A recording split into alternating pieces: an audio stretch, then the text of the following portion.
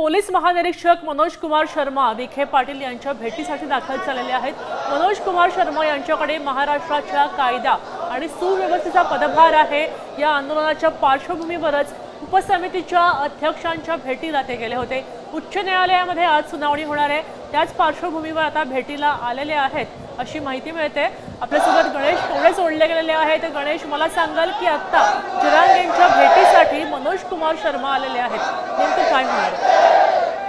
नक्कीच विखे पाटील खरं तर मराठा उपसमितीचे अध्यक्ष आहेत आणि यांच्याच भेटीसाठी विशेष पोलीस महानिरीक्षक मनोज कुमार शर्मा आलेले आहेत। कारण की ज्या पद्धतीने काल कोर्टामध्ये युक्तिवाद झालेला आहे, कायदा आणि सुव्यवस्थेचा प्रश्न खरं तर निर्माण झाला, अशा पद्धतीचा खरं तर हा युक्तिवाद होता आणि त्यानंतर कोर्टाने ताशेरे देखील आहेत ते ओढलेले पाहायला मिळतात। कारण की कायदा आणि सुव्यवस्था राखण्यासाठी जे काही दक्षिण मुंबईतले रस्ते आहेत ते मोकळे करण्यात यावे, त्याचबरोबर आझाद मैदान याच ठिकाणी खरं तर हे आंदोलन व्हावं आणि जे उल्लंघन केलेले या सगळ्या पार्श्वभूमीवर ही महत्वाची भेट मांडली जाते। कारण की जर काल कोर्टाच्या निर्देशानंतरून आज मुंबईतले बरेचसे रस्ते आहेत ते देखील रिकामे केलेले आहेत, त्यांना जी काही जागा दिलेली आहे आणि त्याच जागेत आहेत। नंतरून पोलिसांच्या वतीने मनोज जरांगे पाटील यांना देखील आज एक नोटीस देखील देण्यात आलेली आहे की आझाद मैदान लवकरात लवकर सोडण्यात यावं। या सगळ्याच पार्श्वभूमीवर ही महत्वाची भेट आहे ती विखे पाटील यांच्याबरोबर होताना पाहायला मिळते।